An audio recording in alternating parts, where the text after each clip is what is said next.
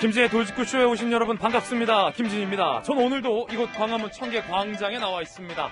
장마가 시작됐습니다. 지금은 잠시 비가 소강 상태인데 이번 주 내내 비 소식이 있습니다. 참고하시기 바라겠습니다. 이재명 지사의 해방 이후 미군은 점령군이다라는 표현이 논란이 되고 있습니다. 윤석열 전 총장 측이 즉각 망언이라면서 반발하고 비판하고 나선 겁니다. 이에 이재명 지사도 재반박하면서 여야 지지율 1위 간의 역사관 논쟁이 뜨겁게 불붙었습니다. 그런데 이 논란의 핵심과 본질은 이 점령군이라는 표현보다도 아마도 이 건국 정부를 바라보는 역사관이 두 후보가 다른 데에 기인하는 것 같습니다. 여야 지지율 1위의 뜨거운 역사 논쟁, 이 대선 전투전입니다. 잠시 후에 저희 김진의 돌직구쇼에서 본격적으로 다뤄보겠습니다. 저는 비가 오나 눈이 오나 매일 아침 이곳에서 여러분을 기다리겠습니다. 김진의 돌직구쇼 지금 라이브로 시작합니다. 잠깐만요.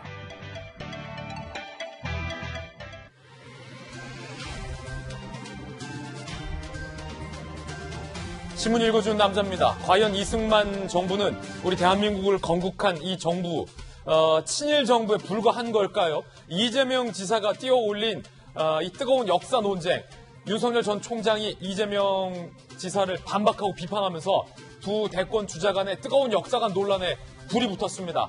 해방 이후에 미군을 점령군이라고 표현한 것이 논란의 발단이 됐습니다. 잠시 후에 뜨거운 역사 논쟁 시작하겠습니다. 오늘 조간신문부터 함께 보시죠. 먼저 동아일보입니다.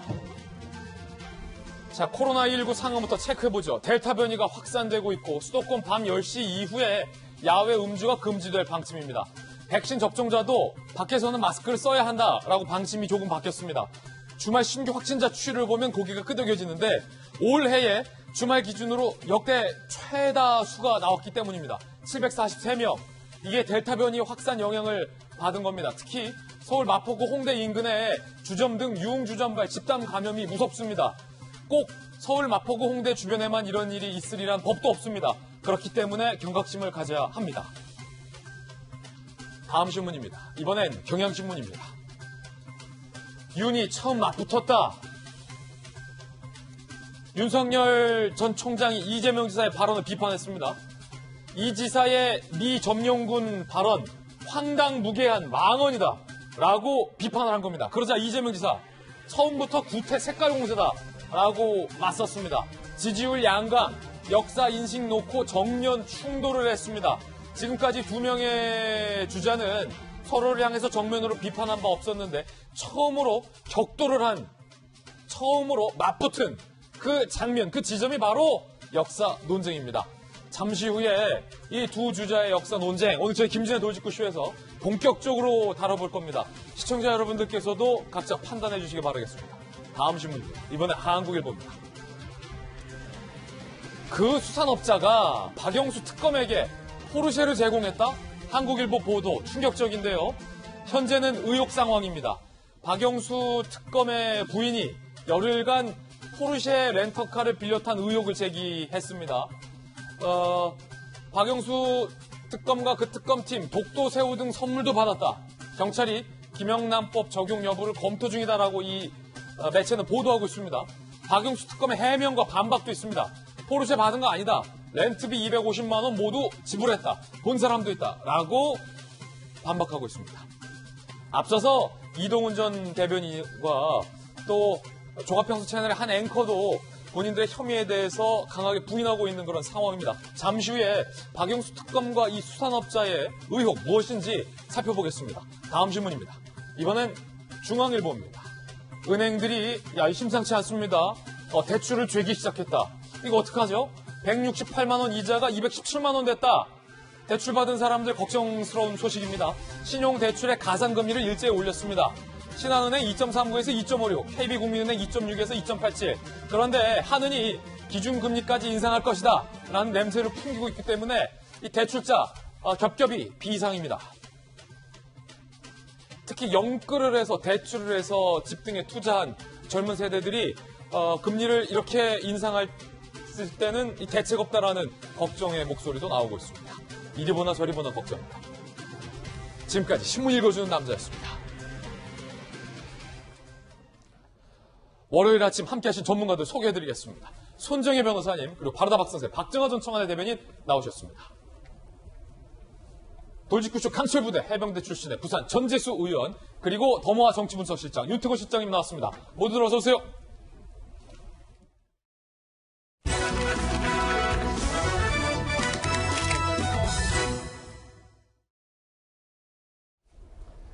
과연 해방 이후에 미군을 어떻게 바라봐야 할까요? 점령군이다.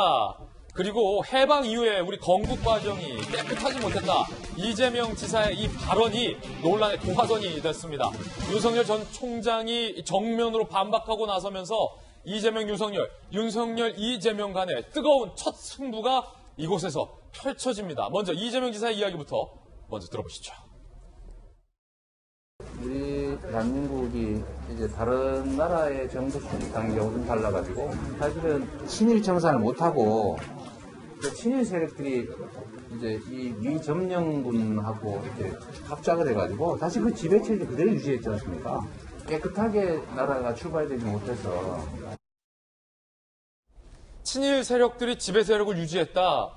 단순히 미군을 점령군이라고 표현한 것뿐만 아니라 건국 정부를 깨끗하지 못한 친일 세력의 연장선으로 규정한 이 지사의 발언이 논란이 된 겁니다. 그런데 이 지사에 앞서서 김원훈 광복회장도 이와 비슷한 말을 해서 논란이 된 바 있었습니다.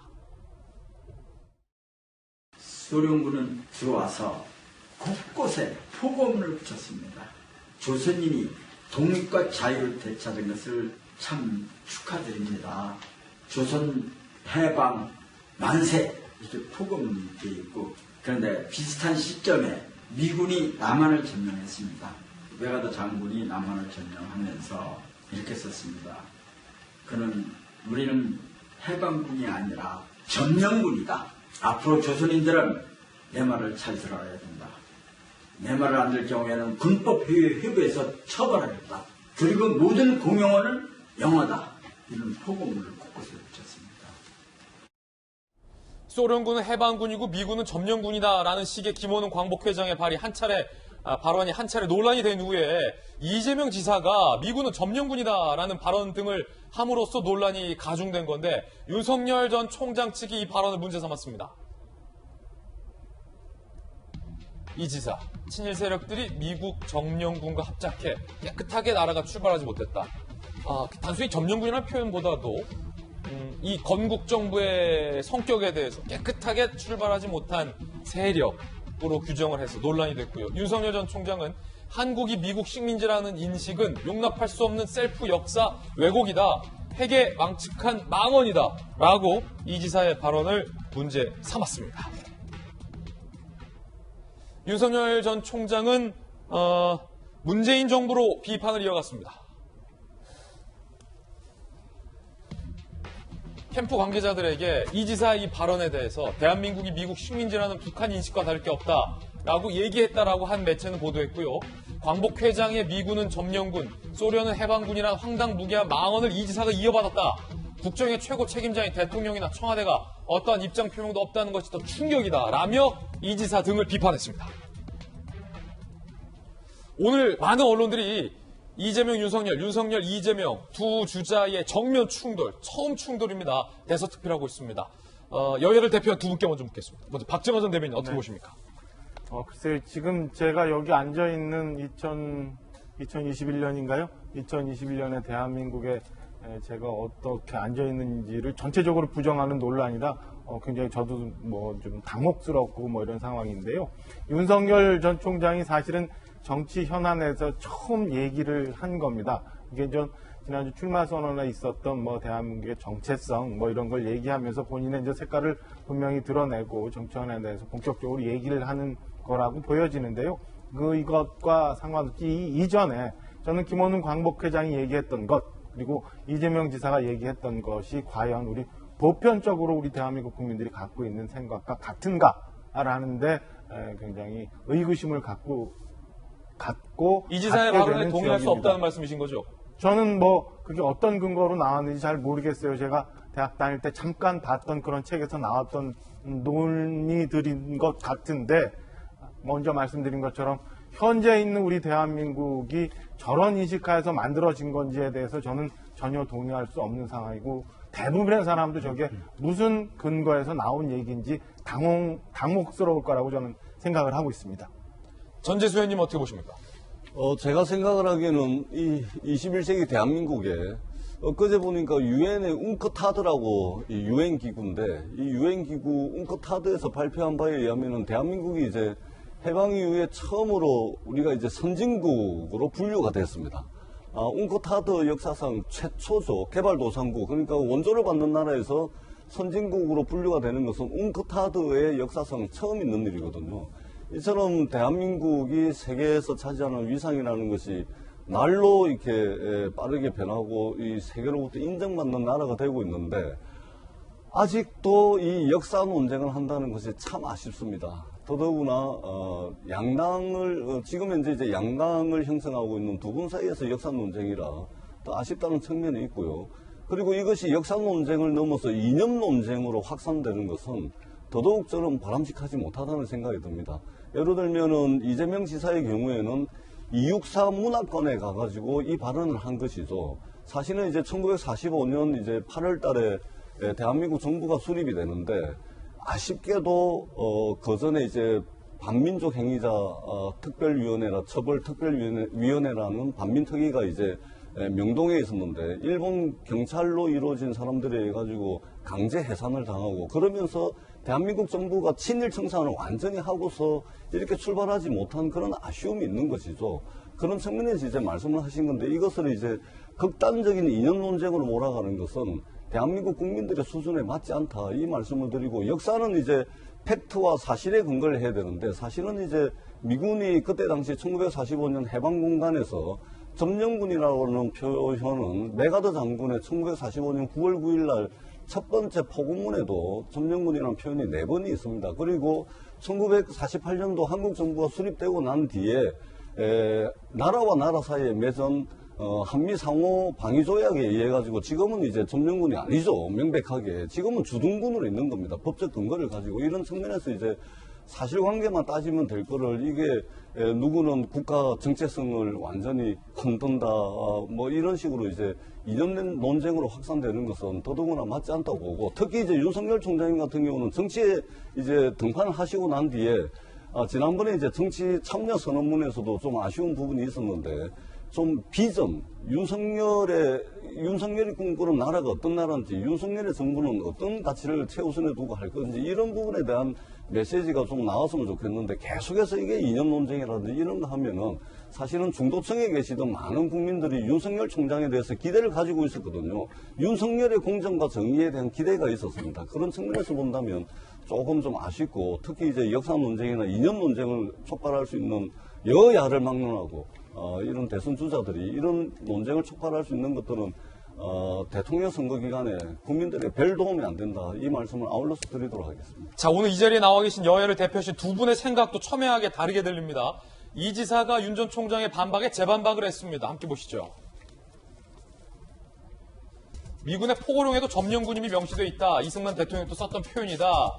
구태색깔 공사 아쉽다. 국정이라는 것이 열심히 제대로 공부해야 한다라고 재반박을 했습니다. 하지만 야권의 주요 주자들도 이 지사를 비판합니다. 황교안 대표, 근본 없는 이재명이 대통령 되면 김원웅이 총리다. 유승민 의원, 이 지사가 세우겠다는 새로운 나라가 반미의 나라, 반일의 나라냐라고 문제 삼았고요.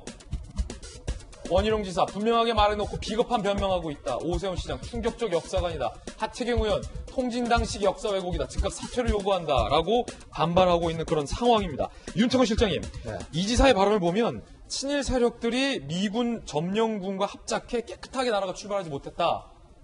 나는 이른바 그 해방 이후 그때 당시의 상황에 대한 일종의 국가관, 역사관 비슷한 발언인데 어떻게 보들으세요? 이게 사실은 근 20년 내에 이어지고 있는 뭐 논쟁이니까 한 1박 2일 토론해도 모자랄 거예요. 아까 전재도 의원님 말씀하신 대로 팩트 부분에 있는데 사실 팩트가 이제 되게 다층적이고 그리고 맥락에도 봐야 되는 그런 것들이 있으니까 단순히 표현의 문제는 아니다. 그러니까 미 점령군 맞아요. 그 메가더 포고문에 점령군이라고 적혀 있었고 그리고 그 당시에 1945년 8월 15일 해방이라는 것은 그 일본군의 패전이지 않습니까?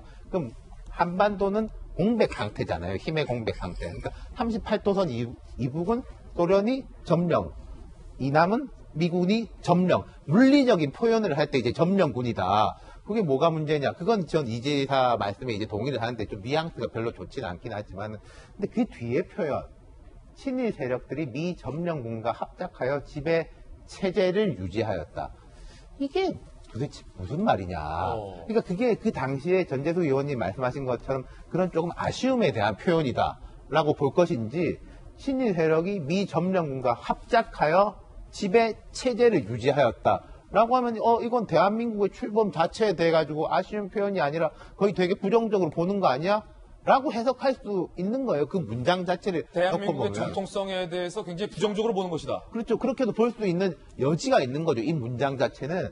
근데 여기에 대해 가지고 자, 윤석열 전 총장 입장에서 제가 뭐 정치적으로 표현하려면은 잘 만났다. 잘 공격 만났다. 하니까 이재명 지사는 내가 여기서 물러설 수 없다라고 해가지고 다시 이제 반격하면서 커지는 거죠. 오늘 아침 조간신문을 봐도 여러 신문들이 많이 다뤘는데 제가 뭐 푹 찍어서 두 신문을 말씀드리겠습니다만은 한겨레 신문하고 조선일보가 제일 크게 한 3면씩 이것에 대해서 양측에 대해서 양측 입장을 완벽하게 대변하던 이 기사를 썼더라고요. 그런 식의 충돌을 나도 물러서지 않겠다라고 벌어지는 게 조금 이거는 좀 우려스럽다. 이런 부분에 전개되는 거는 전 의원님도 우려하신 거. 그리고 민주당의 엊그제 저희 이제 토론 과정에서 조금 우려가 있었는데 이게 어떻게 전개될 것인지. 그리고 이게 정치적으로 보면요. 자, 안동에서 이재명 지사가 이런 이야기를 하셨어요. 안동이 이재명 지사의 고향이죠. 예. 그리고 대구, 경북은 보수 진영의 심장으로도 불리지만은 대한민국에서 독립투사, 독립유공자가 제일 많은 곳이기도 합니다. 문재인 대통령 같은 경우에 안동에 이제 석주 이상용 선생 일가가 있는 임청각에 대해서 되게 이제 애정을 많이 쏟았거든요. 제가 볼 때는 이재명 지사가 고향인 안동에서 그 부분을 한 것은 이런 이제 문 대통령 이런 맥락을 이어받겠다라는 걸 좀 강조하고 싶었던 것 같기도 하고, 근데 제 느낌엔 말이 조금 과한 부분이 있었던 것 같고, 그리고 이제 이 두 사람의 충돌을 보면은 이재명, 윤석열 이 두 분이 그간에 보면은 여권의 주자들이 윤석열 전 총장을 강하게 비판할 때도 이재명 지사는 짐짓스럽게 그렇게 강하게 비판을 안 했어요. 뭐 잘 하기를 바란다. 뭐 앞으로 공부 열심히 해가지고 국민들 기대에 부응하라 이런 식으로 이야기를 하고, 또 윤석열 전 총장도 아직까지는 이제 여권 주자들한테 대해 가지고 예. 그런 게 없었는데 어떻게 보면 두 사람이 이제 적대적 공생관계 같은 게 있는 거죠. 말하자면은 여야의 1등 입장에서 볼 땐 저쪽 1등이 세다는 걸 강조해야지 2등, 3등, 4등들의 견제를 뿌리칠 수가 있거든요. 나를 흔들면 제 좋은 일 시키는 거야? 라는 식으로 서로 이렇게 조금 그런 관계를 형성했었는데. 이 싸움이 두 사람에게 나쁘지 않다라는 판단을 각자가 했을 수도 있다. 그렇죠. 이렇게 공격함으로써 뭐 뒤에 우리 이야기 나오겠습니다만 민주당이 이제 경선이 본격화되는 과정에서 이재명 지사는 윤석열과 제일 강하게 붙는 사람이다. 예. 나를 흔들면은 이건 저쪽 좋은 일 시키는 거야. 그리고 윤석열 전 총장도 지금 최근에 뭐 안 좋은 일들 많지 않습니까? 그 부분에서 돌파할 수 있는 제일 쉬운 방법은 저쪽에 1등하고 세게 붙는 거. 뭐 그런 식의 계산들도 있는 것 같아요. 민주당 당내에서는 이재명 지사의 이 발언에 대해서 어떠한 평가가 나왔을까요? 이낙연 전 대표의 이야기 들어보시죠. 학술적으로 틀린 얘기는 아닌데요. 그러나 정치인은 어떤 말이 미칠 파장까지도 생각을 해보는 게 좋겠다는 생각을 합니다. 늘 지도자는 자기 말이 어떻게 받아들여질 것인가 또 생각을 하는 그런 게 필요하다고 생각하죠. 흥미로운 얘기들이 지금 막 쏟아지고 있는데 박정화 대변인, 청와대 대변인 하셨잖아요. 요 전선이 좀 포인트가 다르다라는 점을 저는 예리하게 포착했습니다. 무슨 말이냐면 윤 전 총장이 이 지사를 비판하는 전선, 지점은 어떻게 해방 이후에 우리의 건국 정부를 깨끗하지 못한 친일 세력으로 매도하느냐라는 것에 대한 비판인 것 같고, 이 지사의 재반박의 포인트와 전선은 내가 점령군이라는 표현을 그런 뜻으로 쓴 게 아니라 메가더 장군도 썼다. Occupied Forces다. 점령군이라는 건 맞다라는 그 표현의 의미를 해석하는 데 방점을 찍고 있다. 조금 다르다. 서로 창을 겨누는 포인트가 다르다. 이거 어떻게 보십니까? 저는 이재명 지사가 이 내용에 대한 처음 얘기를 했을 때 내용에 대한 것도 문제지만 사실은 이후의 대처가 좀 안 좋다고 봐요. 그러니까 이재명 지사가 지금 말씀하신 것처럼 그 미군 점령이라는 표현에 대해서는 6.25 전쟁 전후가 다르다. 그리고 소련군도 점령군이다라는 의미로 해석을 해야 된다라고 하고 넘어가거든요. 사실은 본인이 했던 얘기의 취지는 좀 전에 말씀 주신 것처럼 우리나라 건국이 우리나라가 지금 굉장히 잘못되어 온 상황이다. 친일 청산을 제대로 못해서 잘못되어 왔다라는 데 방점이 있는데 그걸 애써 또 피해 나가려고 하는데 저는 좀 우리 야권 주자 누군가 말씀하신 것처럼 비겁한 해석이라고 보여집니다. 그러니까 이재명 지사가 본인과 관련해서 기본소득 문제에 대해서도 토론에서 막 그 다른 후보들이 공격을 하니까 기본소득 문제도 애매하게 표현하고 그 다음에 영호남 역차별 문제 논란에 대해서도 또 말을 바꾸면서 애매하게 표현하고 저는 이재명 지사가 본인이 그럼 어떤 식으로 어떤 의도로 이런 얘기를 했는지 분명하게 얘기를 해야 되는 게 옳지 말을 조금 흐리면서 본질을 비껴나가는 거는 정말 지금 여권의 제1주자로서 솔직하지 못한 태도이고 앞으로 굉장히 많은 논란들이 이 주제뿐만 아니라 굉장히 많은 논란들이 있을 텐데 모든 논란들을 이렇게 비껴나가려 하는가라는 생각에는 국민들이 볼 때 의아하게 볼 거라고 생각해요. 왜냐하면 이재명 지사는 과거에도 이런 말을 해요. 2017년인데 이승만, 박정희, 전두환, 노태우, 이명박, 박근혜로 이루어지는 친일 독재 매국 학살 세력이 이 나라 다수를 힘들게 만들고 있다. 그거 이재명 지사가 한 발언 맞습니까? 저는 지금 이게 오늘 아침자 일간지에 나온 건데요. 2017년 1월에 나온 걸로 돼 있고 또 최근에 있었던 3.1절 기념식에 해방 이후에도 기득권을 유지하고 있던 친일 세력의 반발로 우리는 친일 잔재 청산의 기회를 잃고 말았다. 첫 단추를 잘못 끼웠다. 이재명 지사가 한 말이거든요. 그러면 지금 좀 전에 얘기했던 것처럼 미 점령군이라는 표현은 사실 그 전후가 다르다. 그리고 소련도 점령군이다. 라고 얘기한 해명은 사실은 본인이 갖고 있던 생각하고는 다른 해명이고 본질을 비껴나가고 논쟁을 좀 흐리려 하는 거 아닌가. 저는 이재명 지사가 이런 역사관을 갖고 있고 이런 국가관을 갖고 있다면 그리고 이거에 대해서 본인이 분명한 생각을 갖고 있다면 이 논쟁 떳떳하게 얘기해야지 왜 또다시 프레임 전쟁이냐 아니면은 뭐 역사를 제대로 못 해석했느냐라고 몰아갈 일은 아니다라고 생각을 합니다. 박정화 전 대변인의 생각 들어봤고요. 전재수 의원님의 생각도 궁금합니다. 저는 역사 논쟁, 이념 논쟁을 보면서 좀 아쉬운데요. 일단 이낙연 대표님 말씀대로 이게 정치 지도자가 되고자 하시는 분, 특히 이제 대통령 선거 국면이 도래했지 않습니까?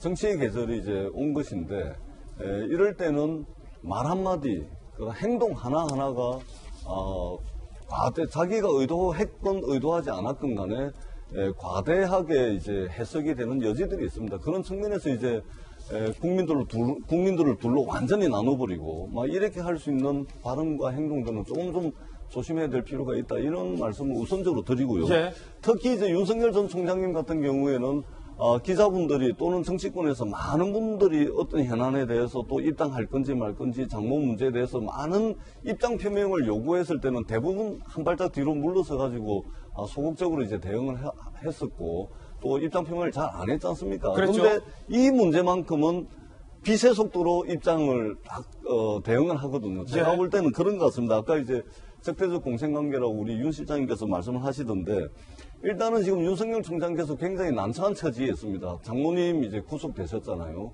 그리고 뉴스가 이제 그쪽으로 많이 이제 흘러가고 있죠. 그런 측면에서 뭔가 이 문제, 역사 논쟁, 이념 논쟁을 가지고 국면을 확 좀 바꿔야 되겠다. 장모 구속으로 여론이 흐르는 거에 명확하게 선을 딱 긋고 내 무대는 여기다. 그렇죠. 예.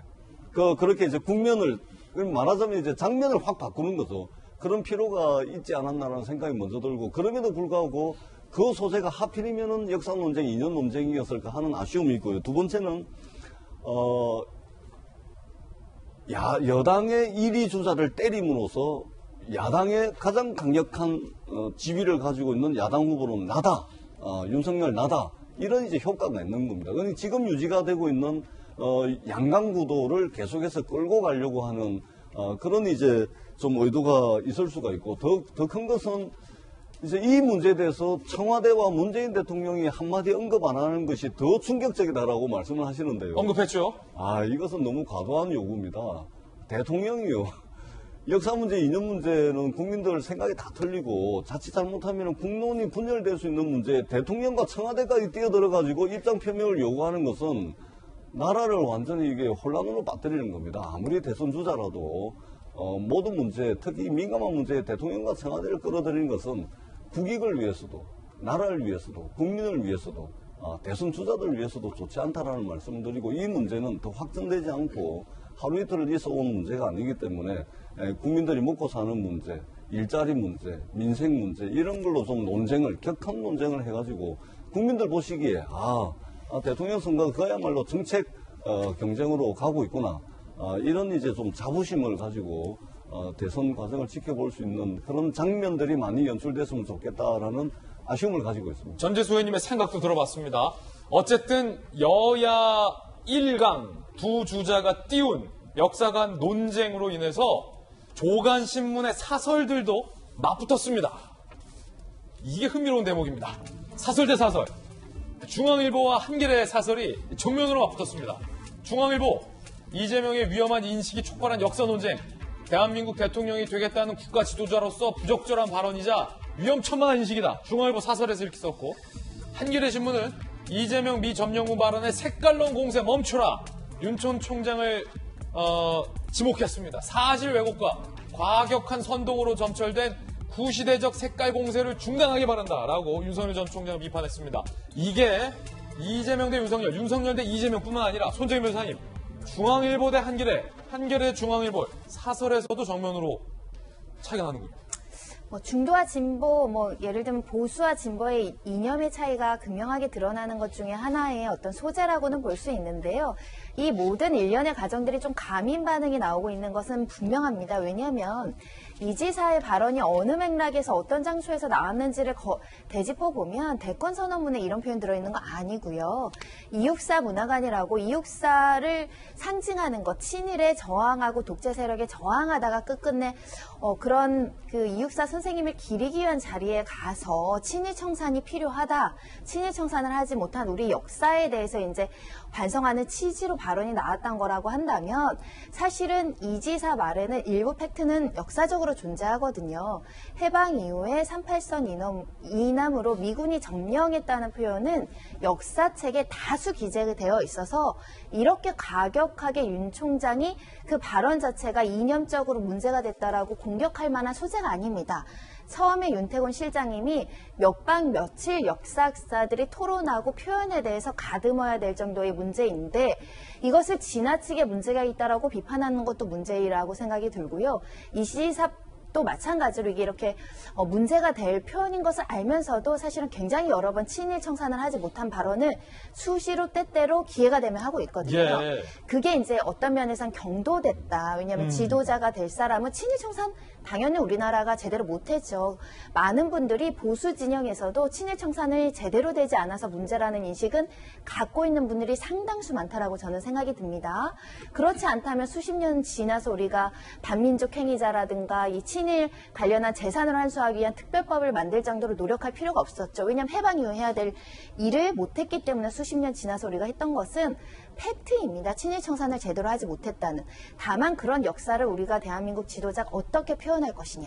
그러니까 중의적이고 다면적인 어떤 역사에 대해서 한쪽만 부각하면 이런 이념적인 어떤 문제가 있다라고 할 건데 또 다른 자리에서는 그렇지만 우리 역사는 이렇다라고 표현을 한다면 그것 또한 지도자로서 할 수 있는 표현이기 때문에 한쪽만 바라보고 지나치게 공세적으로 하는 것은 바람직하지 않고 이게 이 지사는 계속적으로 친일 청산을 이야기했기 때문에 이미 이 지사의 생각들은 많이 알고 있을 건데 이거에 대해서 윤 총장이 지나치게 막 공격적인 발언을 했을 때 일부 또 사실에 기초한 건 또 어떻게 할 것이냐라는 재반박에 할 말이 없어지는 국면이 있을 수 있기 때문에 이 이슈를 길게 가져가는 것은 바람직하지 않게 보입니다. 예, 손정희 변호사님 생각 들어봤는데 윤태곤 시장님 할 말씀 같아요. 짧게. 제가 이제 별로 안 좋죠. 안 좋은데 안타깝게도 계속 확전될 것 같습니다. 이거 확전될 거다. 왜 확전이 될 거냐면요.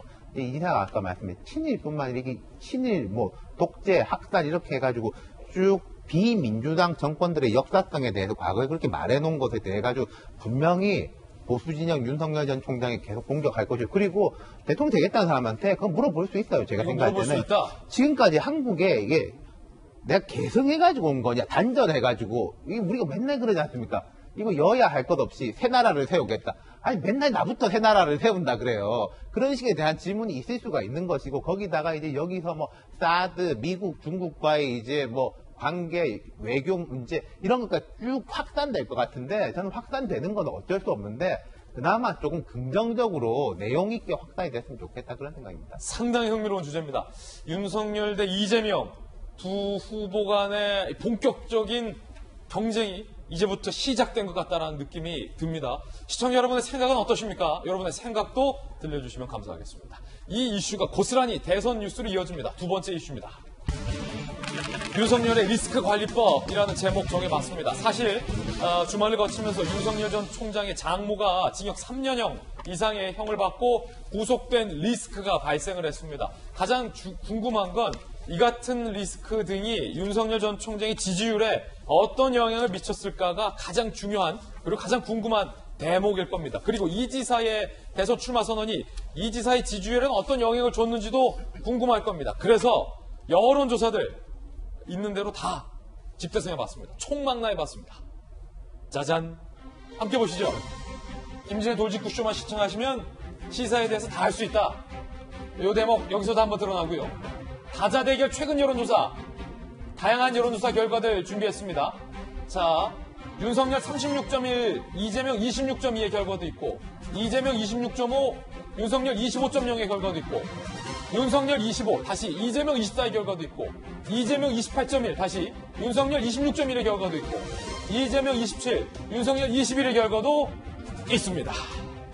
뿐만 아니라 양자 대결의 결과도 여론조사마다 엇갈립니다.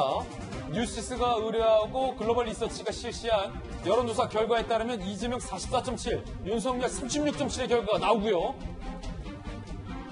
머니투데이 미래한국연구소가 의뢰하고 PNR이 실시한 여론조사 결과에 따르면 윤석열 49.8, 이재명 41.8의 지지율 결과를 보이기도 합니다. 이게 상당히 흥미로운 게 윤태곤 실장님, 네. 여론조사마다 결과가 다 달라서, 특히 이재명과 윤석열 중에 누가 앞서느냐에 따라서 결과가 다 달라서 어떤 여론조사를 인용하느냐에 따라서 분석한 기사의 제목들도 장모 구속에도 윤석열이 앞섰다라고 쓴 게 있고, 장모 구속에 역전됐다. 다 달라요. 이거 뭐 어떻게 봐야 돼요? 근데 사실 이렇게 좀 경마식으로 중계를 하는 건 별로 좋지 않은데, 그 숫자 쭉 늘어나는데, 하나 말씀드릴 건요. 일관적인 현상이 전화 면접하고 ARS가 다릅니다. 사람이 이제 물어보는 거는 여당이 뭐 대통령 지지율이라든지 뭐 민주당하고 국민의힘 지지율이라든지 모든 부분에서 좀 더 괜찮게 나와요. 잠깐 어려우니까 사람이 물어보는 거. 그렇죠. 면접식은? 여보세요? 예, 제가 이제 여론조사 응답기관한테 전화드렸습니다. 예. 답변해 드릴 수 있겠습니까? 아, 예, 알겠습니다 하고 쭉 하나하나 물어봐주고 대답하는 것은 여권이 전반적으로 조금 더 낮게 나온다. 오. 네. 근데 기계음. ARS. 네, 기계음 뭐 1번을 눌러주십시오. 뭐 이거 있지 않습니까? 예. 이것은 야권이 좀 높게 나온다. 이건 아니, 이제 이거 신기하네요. 네, 쭉 이제 이어진 현상들이에요. 예. 지난 선거 뭐 이전부터 계속 이어진 현상이니까 그걸 이제 두고 보시라고 말씀드리고 싶고, 그 다음 이제 하나는 지금 뭐 앞에 이제 우리 이야기도 했고, 뭐 장모 이야기 이런 것도 나오고, 이제 이재명 지사도 이제 민주당 토론회에서 집중 공격을 받지만은 아직까지 양강 구도는 버티고 있다. 그리고 이제 이 두 가지가 있거든요. 집중 공격을 받는다는 거는 화살을 많이 받아가지고 불리한 것도 있지만은 저 사람이 세구나.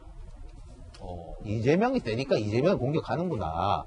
윤석열이 세니까 윤석열을 공격하는구나. 라고 해서 상대의 공격이 우리 지지층을 역결집시키는 것도 나타나고 있다. 현재까지는 그 두 가지가 다 엇갈리고 있는 것 같아요. 그러니까 조금 더 지켜봐야지. 만약에 이 공세에서 뭐 이재명 지사 같은 경우에 기본소득에 대한 공세와 뭐 좀 불안한 거 아니냐. 크게 봐서 이 두 가지의 네. 공세인데 잘 버티면은 더 올라가는 거고, 만약에 여기서 버티지 못하면 아까 제가 말씀드린 힘의 균형이 확 무너지면서 빠질 수 있는 거고, 이거 윤석열 전 총장도 마찬가지예요. 뭐 부인, 장모, 뭐 본인까지 공세에 대해 가지고 이것하고 정치적 준비가 잘 돼 있느냐, 크게 말해서 두 가지 지점 아닙니까? 여기에 대해서 이제 점점 나아지는 모습을 보인다면은 괜찮게 가는 거고, 못 보이면은 확 무너지는 거죠. 그러니까 지금 윤석열, 이재명 다 제가 생각할 때는 상대를 보고 있는 게 아니에요. 예. 나를 보고 있는 거예요. 내가 지금 버티냐 못 버티냐가 중요한 거지, 내가 지금 뭐 윤석열한테 이기냐 이재명한테 이기냐가 중요한 게 아닌데, 어쨌든 지금은 두 사람이 버티고 있다, 현재까지는. 예. 뭐 그렇게 정리할 수 있을 것 같아요. 그렇군요. 여러 가지 여론조사 결과가 엇갈리지만 중요한 걸 한 문장으로 정리하자면 윤태곤 실장의 분석은 양강은 흔들리지 않았다. 아직까지는. 아직까지 양강은 흔들리지 않았다. 하지만 언제든지 밀리면 밀린 사람이 한 번 쏠릴 수 밀리면 있다. 확 빠질 수 있는, 예, 좀 한 번 위태로운 밀리면 쫙 상황. 빠진다. 야, 이렇기 때문에 두 명의 주자에게는 적어도 리스크 관리가 상당히 중요할 것 같습니다. 윤석열 전 총장의 장모가 징역 3년 법정 구속됐습니다. 지난 2일 윤석열 장모 최모 씨 의료법 위반, 요양급여 편취 혐의, 징역 3년 실형 선고 법정 구속됐습니다. 윤 전 총장은 법 적용은 누구에게나 예외가 없다라고 반응을 냈습니다. 송영길 대표 등 여권 주요 주자들은 윤석열 전 총장을 향해 총공세에 나섰습니다. 송영길 대표, 총장 사위 사라지자 제대로 된 기소되고 법적 정의 밝혀졌다. 이재명 지사, 제자리로 간 것 같다. 사표 규정이다. 이광재 의원, 헌법과 법치주의로 대국민 표팔이 해온 윤석열의 해명이 궁금하다라고 비판을 했습니다. 손정혜 변호사님, 일단은 윤 전 총장의 장모가 어떤 혐의로 왜 구속된 겁니까? 그러니까 불법 요양급여를 편취했다. 그러니까 사기 혐의가 있는 것이고요. 의료기관은 의료인이 아니면 개설할 수 없습니다. 이 의료기관만이, 의료 자격증이 있는 사람만이 이런 요양급여를 이제 신청해서 탈 수 있는데, 이것을 속여서 22억 원의 어떤 국민 건강보험료 같은 것들을 편취했다라는 혐의를 받고 있는 것이고, 관련한 동업자들이 이미 징역 4년이나 집행유예 판결들을 받았기 때문에 양형에 있어서는 특별히 더 많이 받았다 이렇게 평가될 수는 없는데, 윤 전 총리의 장모가 집행유예 다 받은 겁니까? 아니면 구속된 겁니까? 징역 3년의 실형의 법정 구속을 받아서 지금 구치소에 수감되어 그렇군요. 있다 이렇게 보셔야 될 것 같은데, 이 사건은 3년이 중요하다기보다는요, 제 개인적인 생각은 그 과거에 이것을 불기소 처분했던 검찰의 기소권 남용이 있었는지 여부가 핵심입니다. 기소권 남용, 부실 수사가 있었느냐, 그리고 그 뒷배에는 누군가가 영향력을 행사하거나 외압을 줬느냐, 또는 그런 외압이나 영향력이 없다고 하더라도 검찰 가족을 기소하는 건 굉장히 부담스럽습니다.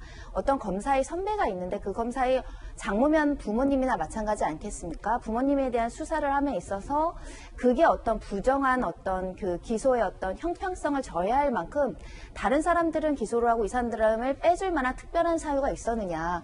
그게 아니라면 어떤 특혜나 편의나 어떤 기소 과정에서의 배려를 부적절하게 해준 거거든요. 그런 면에 있어서 감찰과 조사가 진행돼야 되는 사건이 아닐까 생각이 들고요.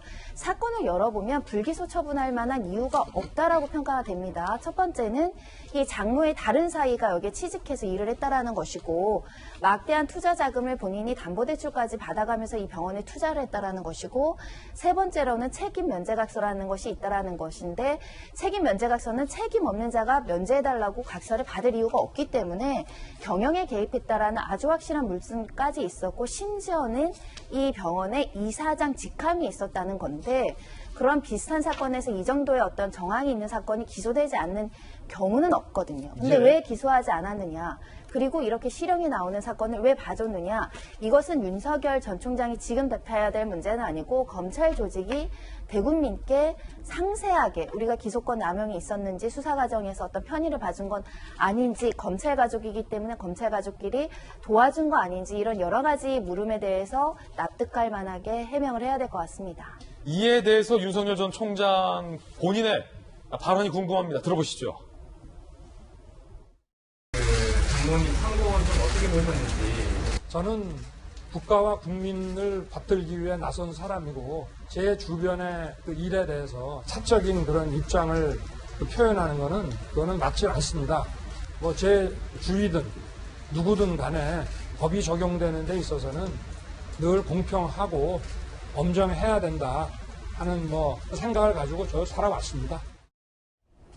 자, 박지원 전 대표님, 윤 전 총장의 이 발언 어떻게 보십니까? 일단 제가 볼 때는 윤 전 총장 입장에서는 지금 할 수 있는 최대한의 말을 한 것 아닌가 싶은 생각이 듭니다. 좀 전에 손정혜 변호사님 말씀 주신 것처럼 사실은 지금 여권에서 공세를 취하고 있는 것은 2015년경 장모가 왜 그때는 불기소됐고 지금은 실형을 받았느냐, 그 사이에 누군가 봐준 세력이 있었던 것 아닌가, 이런 건데 지금 1심 판결에는 그런 내용은 나오지 않거든요. 그러니까 1, 2, 3심 다 나오고 난 다음에, 그리고 혹여나 그때 당시 과거에 장모를 봐준 어딘가가 있다면, 그리고 거기에 윤 전 총장이 개입한 게 있다면 그러면 문제가 될 수 있지만, 현재 그렇지 않은 상황에서 장모의 범법 행위만으로 윤 전 총장에게 무언가 입장을, 해명을 요구한다는 거, 그리고 그걸 정치적으로 공세의 소재로 삼는 거는 저는 부적절하다고 보고 있습니다. 예. 이준석 국민의힘 대표의 생각도 박정하 전 대변인과 비슷한 것 같습니다. 들어보시죠. 사법부의 1심 판단이기 때문에요. 그건 당연히 존중해야 되겠고요. 대한민국은 어쨌든 연좌를 하지 않는 나라이기 때문에 그런 부분에 대한 것들은 국민들이 판단할 것이다 이렇게 봅니다. 혹시 친족에 대한 어떤 문제를 근간으로 해가지고 정치인의 활동을 제약한다고 하는 것은 과거 민주당에서도 굉장히 거부했던 그런 어떤 개념이기 때문에, 저는 다른 당이 이미 경기도지사로 당선된 분 같은 경우에는 이해할 수 없는 전과 기록을 갖고 계신 분도 있습니다. 이준석 대표는 연좌제는 대한민국에 존재하지 않는다라며 윤 전 총장과 관련된 연관에 선을 그었고요. 이재명 지사가 이제 과거에 검사 사칭 등의 전과 기록을 언급하며 본인이 전과 있는 것보다 낫지 않느냐라는 발언까지 했습니다. 전재수 의원님, 윤 전 총장의 장모 구속 어떻게 보십니까? 윤석열 총장님 부인과 지금 장모님이 들으시면 좀 섭섭해야 할 것 같아요. 굉장히 드라이하게 이제 말씀을 하셨고, 누구나 법 집행에는 예외가 없어야 된다. 네. 또 법 집행에 예외가 없어야 된다는 이야기는 법률가의 입장이죠. 제가 볼 때는. 근데 일국의 대통령이 되고자 하는 정치 지도자가 되고자 하는 윤석열 총장 입장에서는 국민들께 일단 죄송하고 송구하다는 사과의 말씀을 드리는 게 맞겠죠. 물론 대한민국이 이제 3심까지, 대법원까지 가야 이제 죄가 확정이 되는데 1심의 결과이긴 하지만 어떻든 법정 구속이 됐습니다. 그리고 대한민국이 연좌제를 하지 않는 나라이긴 하지만, 우리가 일상적으로 열리는 국회에서의 인사청문회 보시지 않았습니까? 인사청문회 할 때 되면 본인의 문제뿐만이 아니고 사돈의, 팔촌의 아들, 딸 모든 것이 다 나옵니다.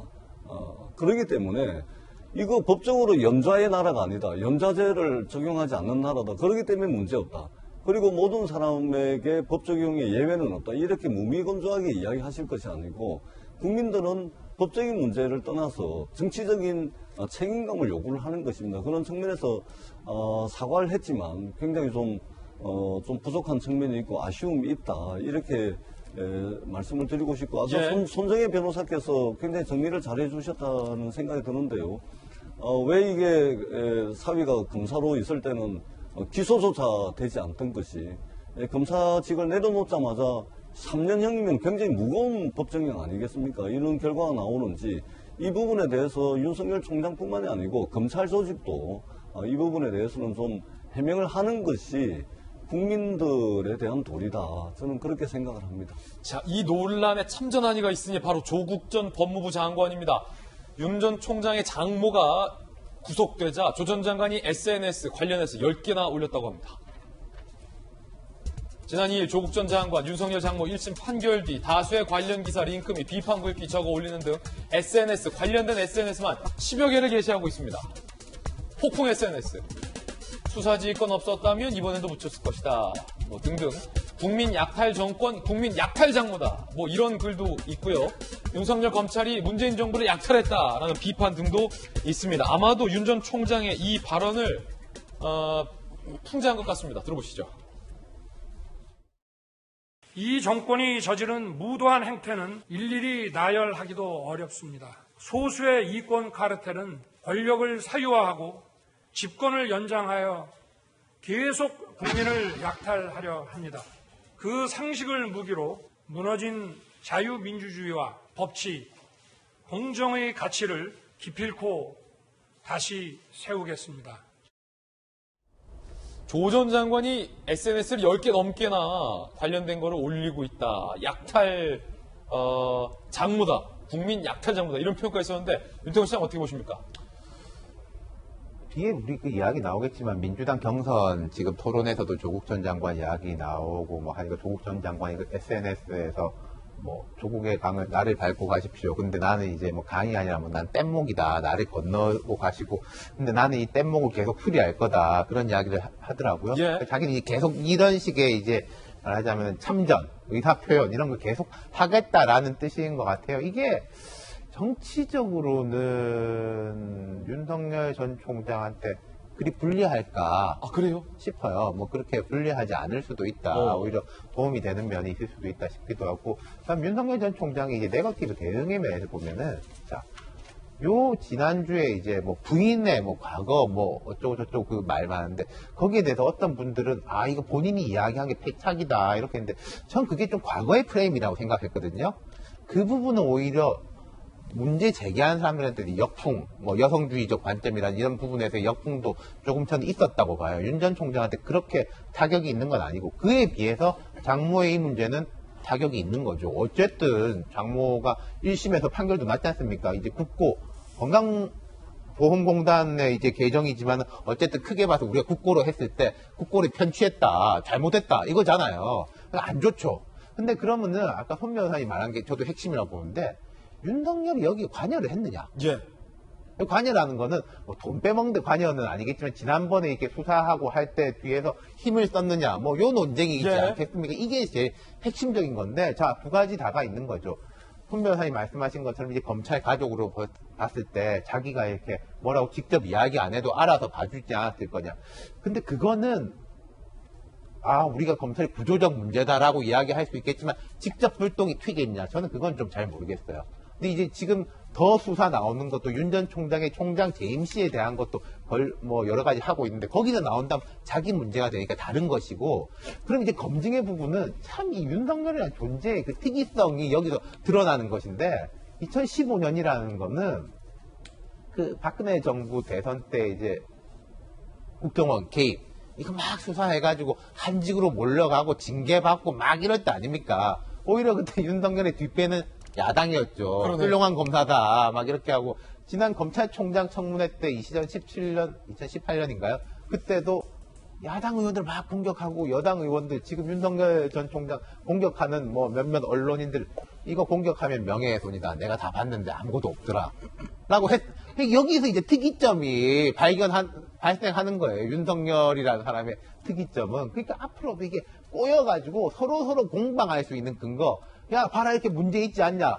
너네가 다 문제 없다고 하지 않았어? 이거 이제 계속 갈 거라는 거죠. 이제 상당히 흥미로운 부분입니다. 권영세 의원과 윤 전 총장이 만났습니다.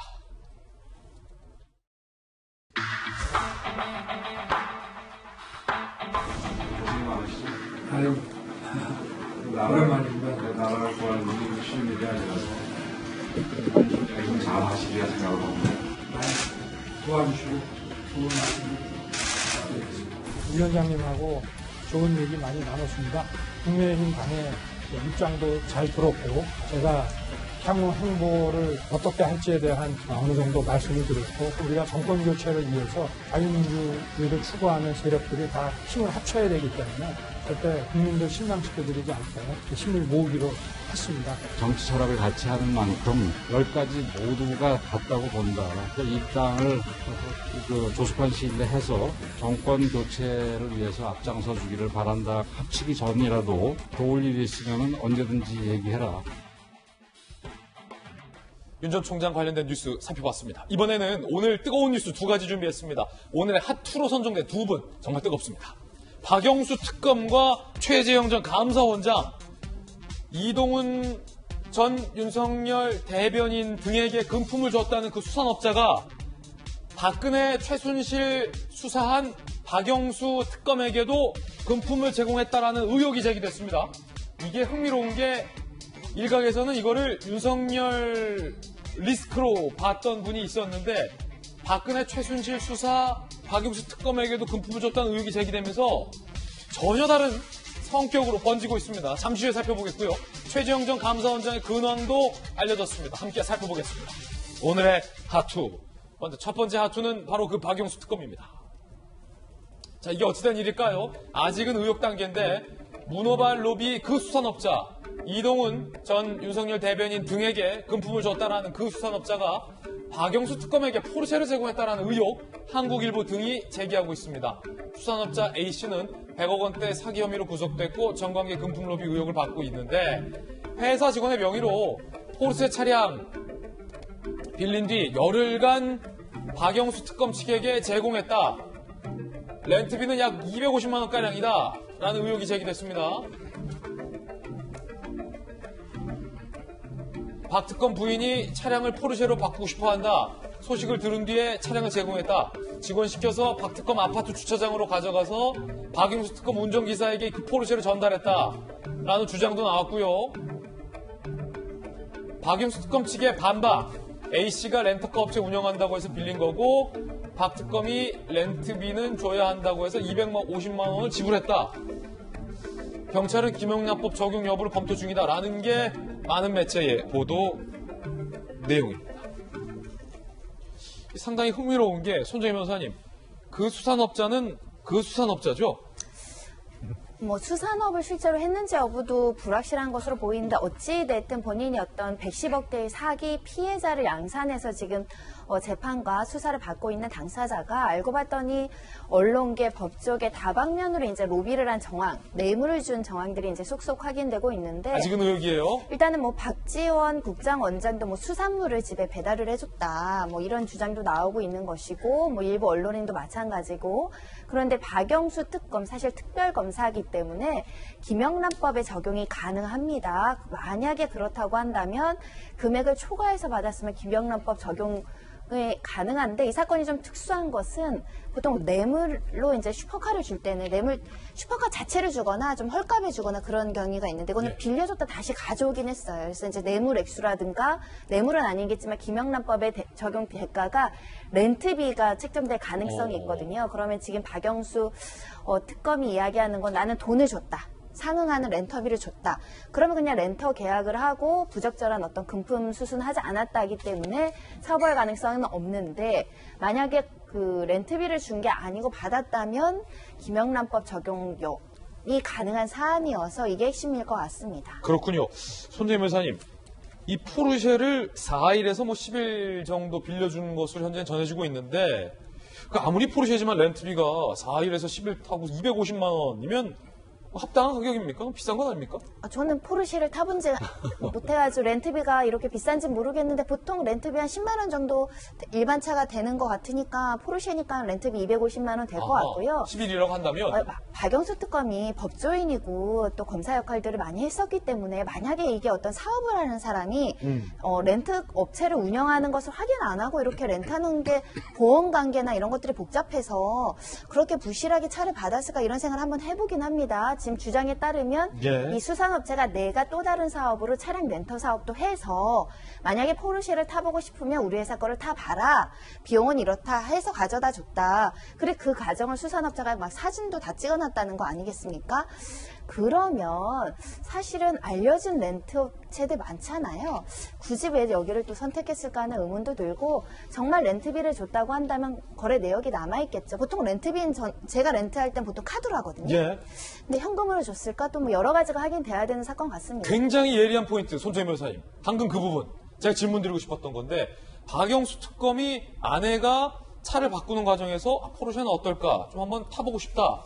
라고 해서 렌트비를 빌렸다면 왜 정식으로 계약하고 렌트카 업체에서 렌트를 하지 않았을까요? 그 부분이 이제 의혹의 핵심일 거라고 보이는데 뭐 여러 명을 만나다 보면 우리 업체 거 좀 써줘. 우리 업체 거 괜찮아. 우리 어차피 내가 아는 지인이고 하니까 좀 싸게 해줄게. 우리 업체 포르쉐 가져다 줄게. 뭐 이럴 수는 있어 보이는데 핵심은 그래도 돈은 내야 되잖아요. 그렇죠? 그걸 무료로 받는 것은 부적절하잖아요. 제가 생각하기에도 또는 아무리 친해도 포르쉐를 10일간 차는 마누라도 안 빌려주고 차도 안 빌려준다는 속담이 있기 때문에 그래서 돈을 냈는지 그게 핵심적이고 돈을 내지 않았다면 이게 부도덕하고 부적절한 부분에 있어서는 분명히 인식을 했을 것이라고 보이는데 해명이 진짜인지 아닌지 밝혀야 될 것 같습니다. 자, 어쨌든 박윤수 특검이 돈을 냈다라는 부분은 굉장히 좀 중요한 대목이다라고 손 변호사님 짚어주셨는데 또 한 가지가 이 수산업자가 모모한테는 누구누구에게는 수입차를 또 무상으로 제공해줬다라는 의혹도 제공되지 않았습니까? 그러니까 수입차, 고가의 수입차를 제공하는 것이 혹시 이 수산업자의 뭐 일종의 투기 수법 아니냐 뭐 이런 지적도 있더라고요. 그러니까 로비와 정관계, 언론계의 인맥을 형성하는데 본인이 이런 여러 가지 금전적인 또는 차량을 제공하는 편의를 봐줌으로 인해서 인맥을 공고히 했을 가능성이 있죠. 항상 이런 유혹은 제가 볼 때는 권력과 가까운 사람들, 특히 언론으로서 많은 영향력을 받는 사람들은 좀 경계할 필요가 있습니다. 그래서 김영란법이라는 것도 있기 때문에 뭐 그 차가 중고차인지 여부와 상관없이 이게 김영란법 적용 대상이 되는 분들은 조심해야죠. 그런 면에 있어서는 만약에 받은 사실이 맞다라고 한다면 이것은 뭐 해명하기 어렵고 변명하기 어려운 게 아닌가 생각이 들고요. 많은 사업하는 사람들이 혹여나 나중에 터질 언론의 문제라던가 어떤 수사의 문제에 대비하기 위해서 검찰 그리고 언론인 그런 또 여러 가지 이제 방법으로 로비를 하고 싶어 하는 욕구가 있거든요. 그것을 스스로 경계를 잘 쳐야 되는 것이 네. 김영란법 적용을 받는 직업군이 아닐까라는 것을 이번에 다시 한번 생각해 봅니다. 박영수 특검은 현재 의혹 단계이니까 뭐 결론 섣불리 낼 수는 없는 것 같은데 중요한 건 박영수 특검이 소개해줘서 이 수산업자, 즉 박영수 특검의 소개로 또 다른 검찰 관계자에게 수산업자가 금품을 제공했다라는 의혹이 제기됩니다. 법조계 요즘 박영수 특검, 과거 변호 맡았던 언론인 출신 정치권 인사를 통해 수산업자 A씨를 처음 알게 됐다라고 하고요. 문제는 박영수 특검이 C 검사가 포항근무 발령나자 내가 아는 그 지역 사람이 있다라고 수산업자 A씨를 C 부장검사에게 소개해줬다. C 부장검사 A씨로부터 수천만 원대 금품을 받은 혐의, 뭐 고가 시계라고 하죠. 입건이 현재 돼 있는 그런 상황이라 박영수 특검이 매기를 해줬다, 뭐 중계를 해줬다, 뭐 이런 의혹도 제기되고 있습니다. 윤태호 시장님. 그러니까 저 부장검사 돌려줬다 이렇게 주장하고 있는데 박영수 특검의 이제 핵심 그거 소개시켜준 거 물론 뭐 소개시켜주고 또 뭘 직접 뭘 받았다 안 받았다 이건 알 수가 없겠지만은 지금 저 사람이 보면요 차추로 나온 게 차, 독도새우, 박달대게 뭐 이런 거예요. 그리고 독특한 점이 아까 박영수 특검한테도 자기가 차를 딴 데서 빌려가지고 갖다 주면서 그 과정들을 다 사진으로 찍어놨다는 거 아니에요? 예. 박지원 국정원장 집에다가 해산물, 뭐 독도새우인지 박달대게인지 이렇게 택배도 아니고 직원 시켜서 배달시켜 놓고 문 앞에다 둘 거 아닙니까? 그것도 사진 찍어가지고 아파트 현관 앞에다 둔 거를. 아니 뭐 후팡맨들이 사진 찍어서 보내는 건 맞는데 이분은 왜 사진을 찍었을까요? 예를 들어서 참 내가 어떤 이분은 우연히 알게 됐는데 존경하고 이렇게 됐다라고 하면은 약간 이제 김영란법이면 10만 원인데 좋아요. 한 15만 원짜리 선물을 보냈다 우리가 한번 가정해보고 그냥 드십시오. 이렇게 할 수 있는데 그 사진 찍어가지고 모아놨다는 건 이 사람이 뭐 하는 사람이냐 라는 것이고 그리고 이렇게 보면은 아주 중견 정치인의 친형 또 소개받았겠죠? 지금 60억 70억 이 사람한테 물려 있다는 거 아니겠습니까? 이분이 참 박영수 특검이나 박지원 국정원장이나 검찰에서 수십 년, 정치권에서 수십 년에서 국정원장까지 하신 분인데 이 사람 만났을 때 괜찮고 마음에 드니까 관계를 계속 맺고 밥도 먹고 이랬다는 건데 참 무슨 마력의 남자인지 궁금하네요. 그러니까요. 박영수 특검의 눈도 피해갔고 C 부장검사의 눈도 피해갔다는 얘기고 지금 국정원장 하시는 분의 눈도 피했다는 얘기입니까? 저분이 간첩이라 하면 큰일 나겠네요. 국정원장, 부장검사, 특검 눈도 다 피해가니까. 박지원과도 교류, 자택으로 선물 전달. 구속 송치 전 경찰 진술 중에 지난해 박지원 국정원장과 식사한 적이 있고 자택 직접 찾아가 고급 수산물 상자를 전달했다. 박지원 원장의 반박. 정치권 인사 소개로 나간 식사 자리에서 여러 명 중 한 명으로 단 한 번 만났다. 수산물 전물 받았지만 돌려줄 만큼의 고가는 아니었다. 돌려주진 않았다. 라는 얘기가 되는 건데 요거는 좀 박지원 원장이 억울할 수 있기 때문에 손정희 변호사님 수산물 선물하고 이런 것까지 다 처벌되는 건 아니잖아요. 금액이 중요할 것 같아요. 김영란법상 금액이 초과됐느냐 여부가 중요할 것 같은데 뭐 대강 해명 나오는 거 보니까 금액이 초과하는 수산물은 아니었던 걸로도 보여서 김영란법 위반 대상은 아닐 텐데 일단 부적절 처신의 문제가 있을 수 있겠죠. 왜냐하면은 저 수산업체는 그냥 제 개인적인 추정인데 저것을 로비의 형태로 많은 사람에게 선물을 뿌려서 인맥을 형성해서 본인이 사업상의 도움을 받고 지금 구속될 처지에 어떤 누군가에게 이제 좀 구명 활동을 하고자 이런 의도로 저렇게 선물을 뿌린 것이 보이거든요. 사진을 보통 선물 주면서 사진 안 남기죠.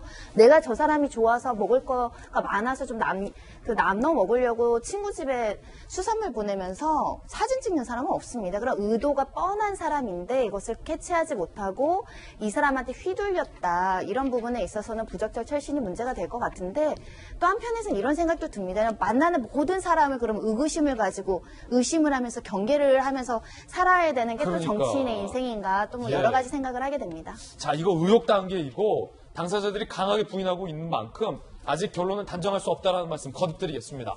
하투 함께하고 있습니다. 두 번째 하투는 최재형 전 감사원장의 근황입니다. 가족여행 떠난 최재형 전 감사원장, 국민의힘 관계자에게 주말 동안 가족과 지방으로 내려가 머물면서 차분하게 생각을 정돈하겠다. 조금 더 시간이 필요하다라는 이야기를 했다라고 합니다. 곧 결단하겠다는 의중이 읽혔다. 이걸 읽었네요. 국민의힘 관계자는. 최 전 원장의 측근 인사, 정치에 나서기 전 떠난 마지막 가족여행으로 보면 된다라고 의미를 부여했습니다.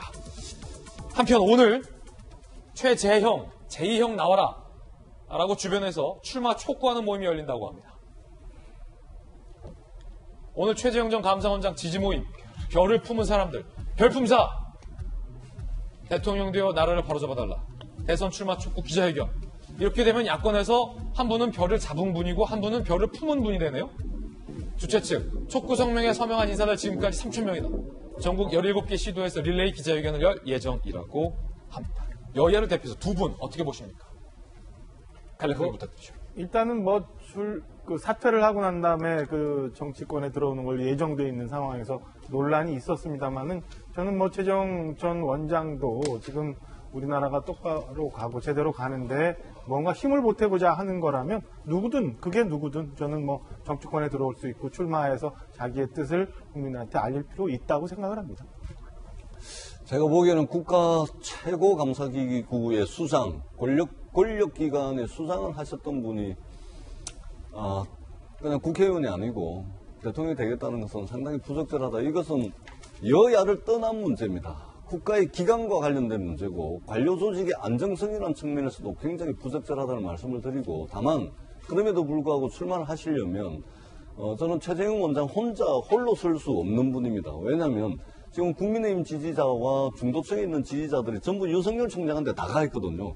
윤석열 총장이 어떻게 좀 지지율이 빠져야 최재형 원장이 홀로 설 수 있을 텐데 이 부분에 대해서 아마 굉장히 고민이 많으실 걸로 그렇게 생각을 합니다.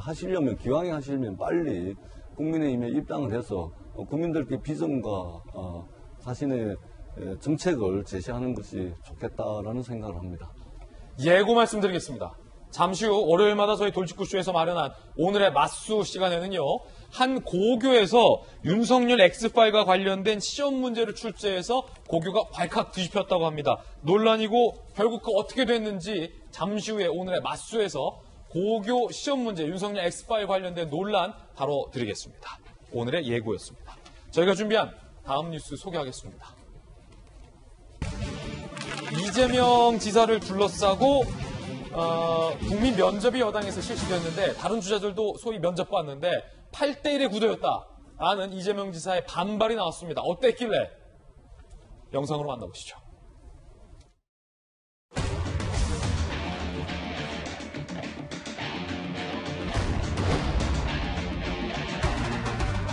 수시로 이렇게 말씀이 바뀌는 것 같아서 아마 국민 여러분들께서 혼란해 하실 것 같고 여론조사 지지도 1위를 달리고 있는 후보가 이렇게 국민에게 신뢰를 줄 수 없는 그리고 확실치 않은 공약으로 갈 때 과연 정권 재창출이 가능하겠는가.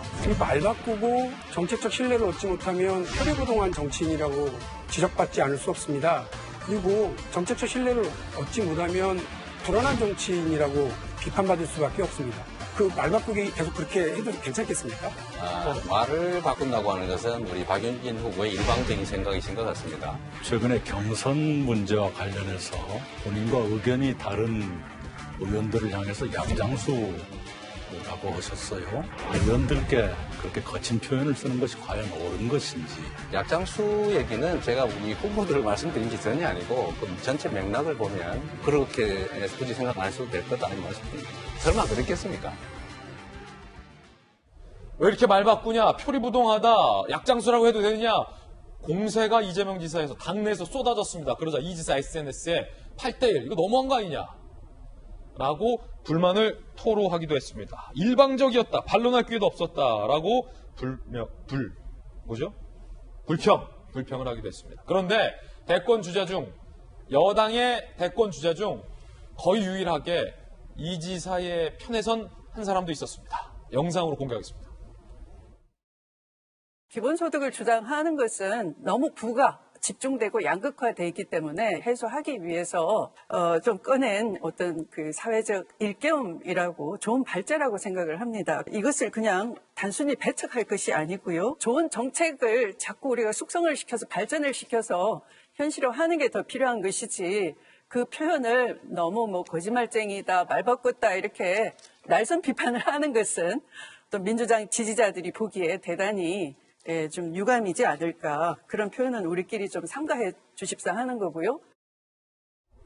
이거 의외의 구도가 어제 토론에서 펼쳐졌는데, 윤태우 시장님 상당히 좀 의아한데, 그제 왜 그러냐면, 추미애 전 장관은 조국 전 장관 지지자들의 지지를 압도적으로 받고 있고, 사실은 조 장관 지지자들은 이재명 지사에 대한 반감이 거세거든요. 조국 국면 때 적극적으로 나서지 않았다는 이유 때문에. 그런데 어째서 추미애, 이재명 라인이 형성된 거죠? 그러니까 이게 예를 들어서 친조, 비조 혹은 뭐 전제적 의원이 계시지만은 뭐 친문, 비문 요렇게 가르느냐 아니면 좀 강성, 온건 뭐 요렇게 가르느냐에 따라서 그게 나눠지는 거겠죠.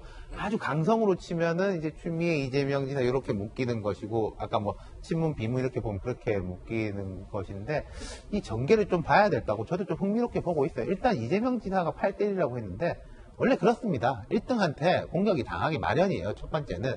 근데 2017년에 문재인 후보하고 지금 이재명 후보하고 다른 점이 분명히 있죠. 문재인 후보도 그때 공격이 집중당했는데 문 후보는 지지층이 아주 강력하고 단단했지 않습니까?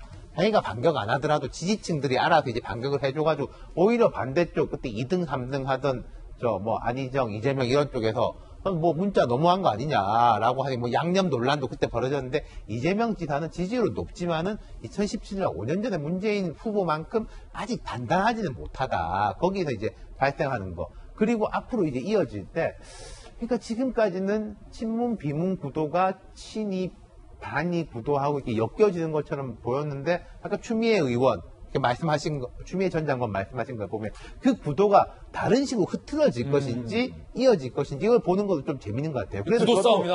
예, 어제 오늘 저도 이렇게 쭉 보니까 이른바 좀 강성 친문이라고 하는 이제 지지층들이 추미애 장관은 약간 뜨뜻미지근하다 이재명 지사하고 각세우는데 이낙연 뭐 이런 쪽으로 약간 옮겨가는 것도 보이더라고요. 이게 초장이니까 조금 봐야 되겠죠. 전재석 의원님이 설명 잘 해주시겠죠. 자, 요거까지 듣고서 설명 부탁드려볼게요.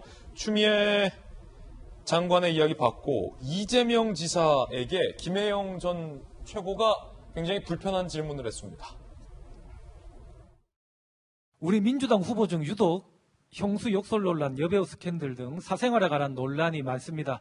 이 부분 어떻게 생각하십니까?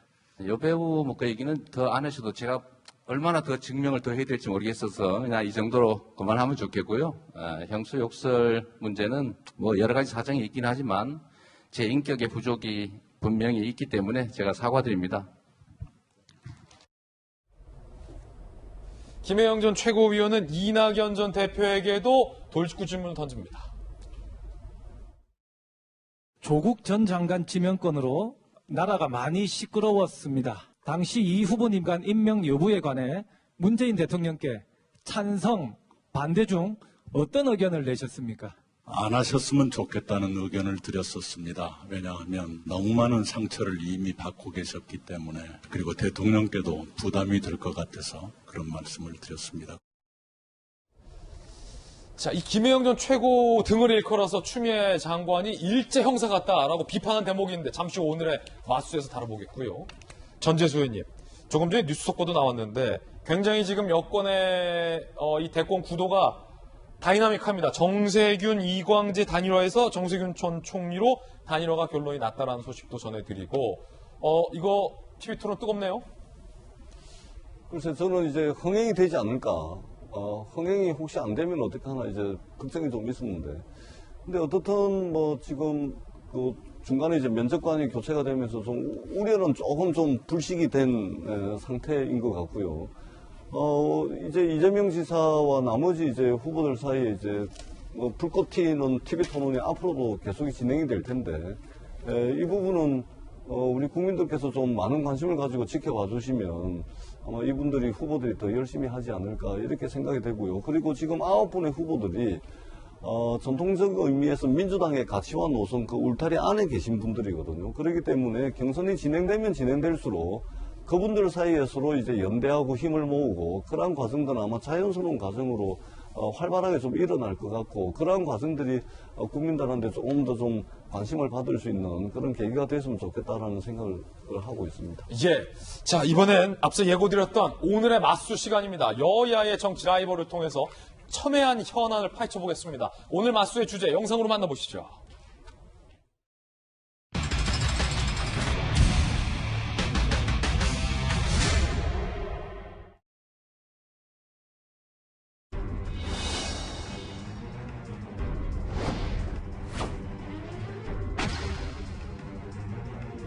나만이 선이고 나와 생각이 다른 사람은 악이라는 후보자의 평소 생각이 반영된 것입니다.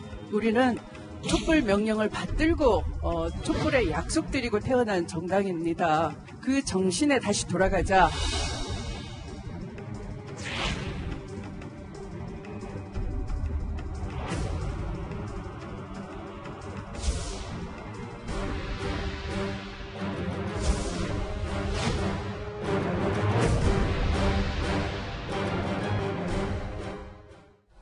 자, 오늘 맞수 함께 해주실 두 분 소개해드리겠습니다.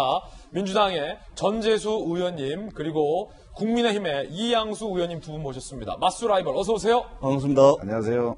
자, 두 분과 함께 토론해볼 첫 번째 맞수 주제 공개하겠습니다. 추미애 장관이 면접관 등을 일컬어서 일본 형사가 안중근을 검증하는 꼴이다라고 비판을 해서 논란이 일고 있습니다. 나는 안중근이란 얘기입니다. 그럼 일본 형사는 누굴까요? 추 장관, 의사 안중근을 일본 형사에게 검증과 평가로 가면 테러리스트라고 할 것이다. 검찰개혁을 추윤갈등으로 몰아세울 때 독설과 비난 쏟아내는 분이 나를 평가한다라며 김혜영 전 최고, 조금 전 각 주자들에게 불편한 질문을 던졌던 김혜영 전 최고를 일컬어서 나는 안중근이고 너는 일본 형사다라는 식의 비유를 해서 논란이 일고 있습니다. 김혜영 전 최고가 뭐라고 질문했길래 이런 반발을 했을까요? 들어보시죠. 본인을 안중근 의사에 비유하고 본인과 생각이 다른 사람을 일본 형사에 비유하셨습니다. 이러한 태도는 나만이 선이고 나와 생각이 다른 사람은 악이라는 후보자의 평소 생각이 반영된 것입니까? 그렇지 않고요. 그 전체 글의 맥락을 보시면 민주당이 우리나라 민주주의, 민생경제, 그리고 평화와 남북 통일에 대한 큰 책임을 지고 있는 그런 정당입니다. 우리는 촛불 명령을 받들고 촛불에 약속드리고 태어난 정당입니다. 그 정신에 다시 돌아가자. 다시 촛불, 다시 평화, 이런 각오를 말씀드린 거죠. 자, 첫 번째 주제 먼저 이양수 의원님 어떠십니까? 추 장관이 본인을 안중근에 비유했고 김혜영 전 최고 등을 일본 형사에 비유했네요. 예. 그 추미애 전 장관을 가만히 이렇게 보면은 지독한 자기 사랑이 있는 것 같아요. 자기애가 아주 강한 분이고, 어떨 때 보면 지구가 우리 추미애 전 장관을 중심으로 돈다라고 생각하는 거 아닌가 할 정도로 예. 너무 심한 말씀을 하시는데, 안중근 의사는 대한민국 모든 국민이 존경하는 분이죠. 그런데 추미애 전 장관에 대한 평가는 상당히 엇갈립니다. 그리고 김혜영 전 최고위원 같은 경우에는 민주당 내에서 상당히 합리적인 발언을 했던 분이거든요. 그런데 오히려 추미애 전 장관이 김혜영 전 최고한테 일본 형사의 비유를 한다는 것은 굉장히 일반적인 국민들, 객관적인 시각으로서는 그 납득하기 어려운 부분이 있고요. 그리고 저러한 논란이라든가 저런 자세 때문에 지금 그 민주당의 대선 후보를 뽑는 저 큰 잔치가 국민들의 주목을 많이 받지 못하고 오히려 배척받고 있는 것 같다는 느낌이 들어요. 이번에 그 9명의 민주당 대선 후보가 토론을 하는데 시청률도 그다지 높지 않았고 특히나 그 민주당에서 운영하는 그 유튜브가 시청률이 단 900명밖에 안 됐다고 그래요. 사실 우리 당에서 엊그제 그 토론 배틀로 대변인 뽑는 것, 대통령 후보가 아니고 대변인 뽑는 게 그 유튜브에서 2만 명의 시청률을 기록했거든요. 그런 걸 보면은 각 정당이 국민들에게 얼마나 다가가느냐 노력을 하는 만큼 국민들이 관심을 가져주신다 이렇게 생각이 듭니다. 추미애 전 장관이 저렇게 자기 사랑하는 그런 모습 보이지 말고 선당 후사의 마음으로 당을 먼저 생각하고 나라를 생각하고 대통령 후보를 뽑는 축제를 정말 민주당에서 성대하게 아름답게 공정하게 그리고 박수 받으며 치를 수 있는 그런 길을 모색하는 게 저분의 그 위치에 합당한 태도가 아닐까 생각이 듭니다. 흥미로운 포인트가 전재수 의원님 왜 안중근에 비유했을까? 왜냐하면 추 전 장관의 아들의 병역 의혹과 관련돼서 민주당의 한 의원이 안중근 비유를 했다가 논란이 된 적도 있었는데 추 장관께서 이걸 모르시지 않았을 텐데 어떻게 보십니까? 글쎄 저도 이제 굳이 이제 비유를 안중근 의사에다가 했을까? 저도 이제 사실은 좀 궁금합니다. 이제 추미애 장관님 한번 뵈면 직접 한번 물어보고 답변도 좀 해주세요. 그렇게. 근데 이제 김혜영 의원 같은 경우는 지금 민주당 당원입니다.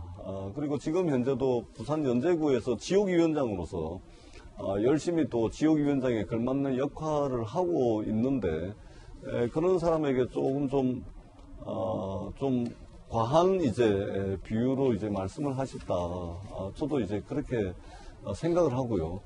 다만 이제 국민의힘 당대표 경선 때 굉장한 이제 흥행을 하고 또 이준석 돌풍에 대해서 또 한국 정치에 새로운 역사를 쓰게 된다 그래서 저는 이제 굉장히 이제 응원도 하고 사실 굉장히 재미있어가지고 저도 이제 많이 봤는데 민주당이 조금 부족한 건 있습니다. 그러나 국민들의 관심과 참여를 많이 끌어내기 위해서 여러 가지 아이디어들을 모으고 있고 또 이제 어떻게 하면 국민들께서 이제 하시는 말씀을 잘 받을 것인가 노력을 하고 있습니다. 그리고 유튜브 900명은 최소 동시 접속자 숫자고요.